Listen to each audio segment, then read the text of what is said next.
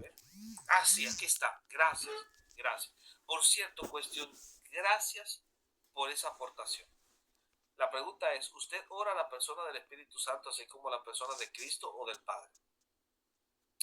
No me refiero a Trinidad en conjunto. ¿Hay algún texto bíblico donde alguien le ore a la persona del Espíritu Santo?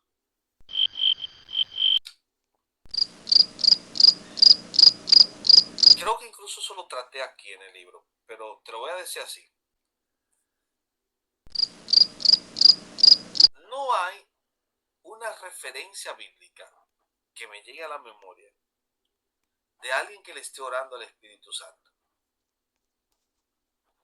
Pero sí me llega una referencia de que oraban en el Espíritu y de que el Espíritu les hablaba. Vean que Néstor Díaz acaba de contradecir a este muchacho, Leonardo Mendoza, el cual utilizó el texto de Filipenses 3, capítulo 3, donde el mismo Néstor Díaz dice, hay una referencia de orar en el Espíritu. Pero en este video, Leonardo Mendoza dijo que ese texto dice orar o adorar al Espíritu, contradiciendo así lo que acaba de decir Néstor Díaz. Ni entre ellos se ponen de acuerdo. Yo cuando yo oro a Dios. Entiendo que la mecánica de la oración es dirigida al Padre en el nombre del Hijo a través del Espíritu. Esa es la mecánica, así como yo lo veo. Entiendo que cuando oro, el Espíritu de Dios intercede por mí con gemidos indecibles, porque yo no sé cómo orar. Y que el Espíritu dirige nuestras oraciones. Sin embargo, y ya, porque esta es una pregunta que se le he escuchado a algunos, yo incluso se le escuché a un católico romano para tratar de refutar a un protestante. No recuerdo por qué, pero bueno, Primero, ahí Néstor Díaz está bueno, faltando a la verdad. le preguntaban si Esa él oraba al pregunta que le hizo un Espíritu usuario no es porque está y cuestionando si se le incomodaba puede usted orar de al que eso no Espíritu se podía Santo o hacer no. y Me que es una refiero, los crítica que le católicos hacía a sabemos los muy bien neopentecostales que parece que que lo hacían. debemos orarle al Espíritu Santo porque es Dios. Tiene la misma dignidad, merece la misma gloria, honra, alabanza y adoración que el Padre y que el Hijo, puesto que tiene la misma sustancia que el Padre y del Hijo. Es Dios. El tema es el siguiente. Esta pregunta se lanzó puesto que en un debate que ha tenido Plagieco con un católico, le pedía un texto sobre la Asunción de María. Y así hacen los protestantes, piden un texto literal de la Asunción de María o un texto que te digan dónde los apóstoles le oraban a los santos, dónde le oraban a los santos. Entonces, si no está literalmente expuesto en la Biblia, no se debería hacer. El problema es que el protestante no entiende, es que en la escritura no aparece literalmente a nadie orando al Espíritu Santo, ni dirigiendo una oración hacia el Espíritu Santo. Y como dice Néstor Díaz, ni siquiera hay referencia en donde esté el Espíritu Santo recibiendo culto. Y no lo digo yo, lo dice Néstor Díaz. Miren ustedes. Es que el concilio de Constantinopla I dice en el consenso de toda la iglesia que la adoración es dada al Padre, al Hijo y al Espíritu Santo y que el Espíritu Santo debe ser adorado. Uno preguntaría, ¿tú adoras al Espíritu Santo? Si la respuesta es sí, ¿cuál sería esa adoración? ¿Cómo se daría esa expresión de adoración? ¿A través de cánticos, a través de oración? Pero la idea de que el Espíritu es adorado no es descabellado. Ahora vean ustedes cómo este protestante dice que adorar es orar. Entonces, si ellos adoran al Espíritu Santo, tienen que orarle. Entonces, ¿cómo es que Néstor Díaz dice que no le ora al Espíritu Santo, pero que sí lo adora? Amigo, la palabra adorar significa hacia o a quién te diriges, y orar es plegaria, súplica, rogativa, conversación, etc. La adoración es dada al Padre, al Hijo y al Espíritu Santo y que el Espíritu Santo debe ser adorado. Uno preguntaría, ¿tú adoras al Espíritu Santo? Si la respuesta es sí, ¿cuál sería esa adoración? ¿Cómo se daría esa expresión de adoración? ¿A través de cánticos, a través de oración? Pero la idea de que el Espíritu es adorado no es descabellado, es una definición conciliar en el consenso de la iglesia que también nosotros hacemos que hacer así. Yo creo que yo di una respuesta acá, si mal no recuerdo. Porque creo que alguien una vez me hizo esa pregunta y yo dije, si hago un libro de preguntas y respuestas, la incluiría. Déjame buscar la sección de neumatológica. ¿Debes orar al Espíritu Santo o en el Espíritu Santo? Mira, qué bien, la página 89. Vamos a ver lo que yo escribí en esa ocasión. El Espíritu dirige la oración, pero no la recibe. De ahí que no le oramos al Espíritu, pero no la recibe.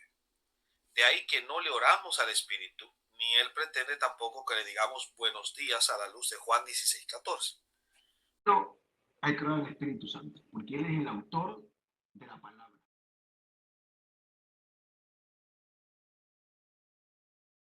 Porque Él es el autor de la palabra.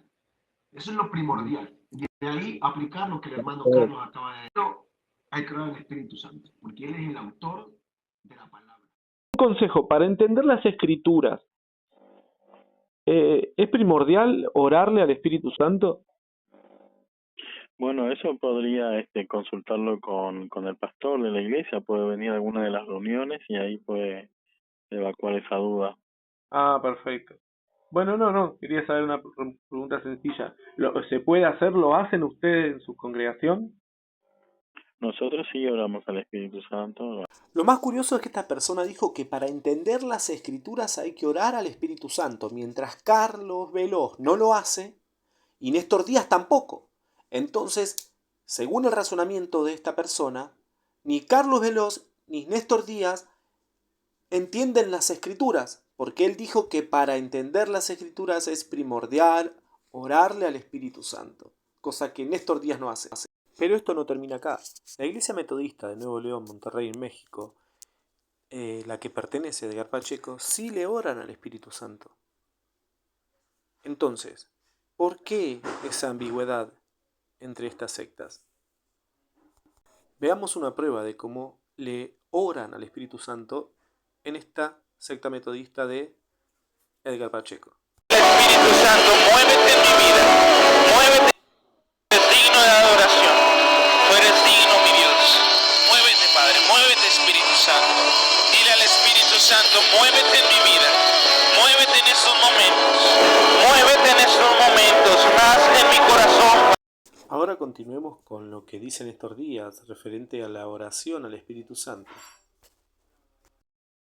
Yo escribí en esa ocasión. El Espíritu dirige la oración, pero no la recibe. De ahí que no le oramos al Espíritu, ni Él pretende tampoco que le digamos buenos días a la luz de Juan 16:14. Porque su misión es glorificar a Cristo. De modo que quienes desarrollaron la concepción de que podíamos orar al Espíritu y no en el Espíritu, le asignaron un protagonismo que Él no buscó nunca. Y lo mismo sucede con la himnología. Durante los tiempos primitivos no hay registro de que los creyentes cantaran canciones al Espíritu. Al adorar lo hacían en espíritu, pero no le cantaban a Él, puesto que entendían cuál era su verdadera dinámica. Será en tiempos más recientes cuando se compondrán canciones dirigidas al Espíritu. ¿Cómo es que los protestantes dicen de que no hay registro bíblico acerca de la Asunción de María, puesto que es algo reciente? Pero no tiene ningún tipo de tapujos o problemas en decir de que se debe adorar al Espíritu Santo, cuando Néstor Díaz está diciendo de que ni siquiera se le cantaban canciones en la época de los apóstoles, sino que es algo más reciente. Entonces, porque una enseñanza o doctrina sea más reciente, ¿significa que sea inválida? Si Néstor Díaz argumenta de que sí es inválido orarle al Espíritu Santo, cantarle o adorarle porque es algo más reciente que no hay registro histórico ni bíblico, entonces tendría que ponerse en controversia con el primer concilio de Constantinopla y no solamente con el primer concilio, sino que también tendría que ponerse en controversia con Edgar Pacheco y con todos los demás protestantes que están en las redes sociales y que sí le oran al Espíritu Santo. Es más, la mayoría le ora al Espíritu Santo. Pero a Néstor no le queda otra que decir de que porque sea más reciente no quiere decir que sea inválido, pero sí es inválido para él la Asunción porque supuestamente es un dogma más reciente. El espíritu le asignaron un protagonismo que él no buscó nunca. Y lo mismo sucede con la himnología. Durante los tiempos primitivos no hay registro de que los creyentes cantaran canciones al espíritu. Al adorar lo hacían en espíritu, pero no le cantaban a él, puesto que entendían cuál era su verdadera dinámica. Será en tiempos más recientes cuando se compondrán canciones dirigidas al espíritu, contraviniendo así todo lo que el texto y la experiencia cristiana pasada nos habían mostrado. Lo mismo se puede aplicar al espíritu.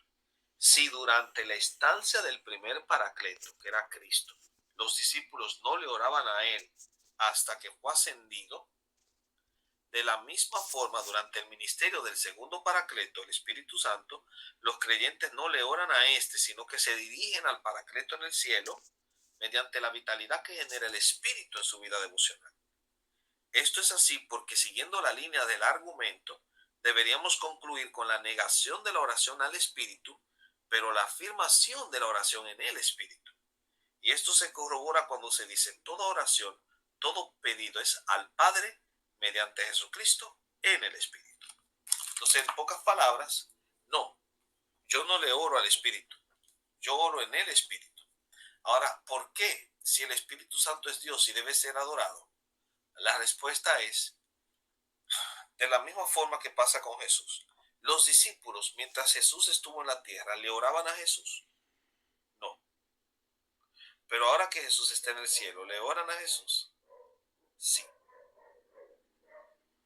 Señor Jesús, recibe mi espíritu, dice Esteban. Se le ora a Jesús. Pero mientras estuvo en la tierra, no. El Espíritu Santo está en la tierra prácticamente, está entre los creyentes. Por lo tanto, no le oramos a Él, porque está entre nosotros. Vean el argumento absurdo que dio Néstor Díaz al decir que no le oran al Espíritu Santo porque el Espíritu Santo está en la tierra. Así como en un momento Jesús estaba en la tierra y los discípulos no le oraban, hoy el Espíritu Santo está en la tierra y sus seguidores, los seguidores de Cristo, no le deben orar. Respondo este argumento tan absurdo de esta manera. Cuando Jesús estaba en la tierra, los discípulos no le oraban, pero le hablaban y le adoraban. Hoy el Espíritu Santo está con el creyente, pero no por eso no quiere decir que el creyente no le deba orar, hablar, adorar y alabar. ¿Por qué?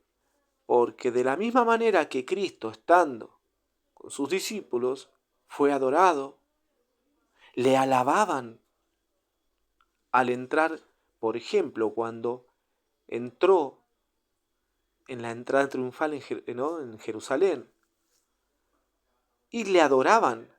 ¿Por qué nosotros no podemos orarle, alabar y adorar al Espíritu Santo?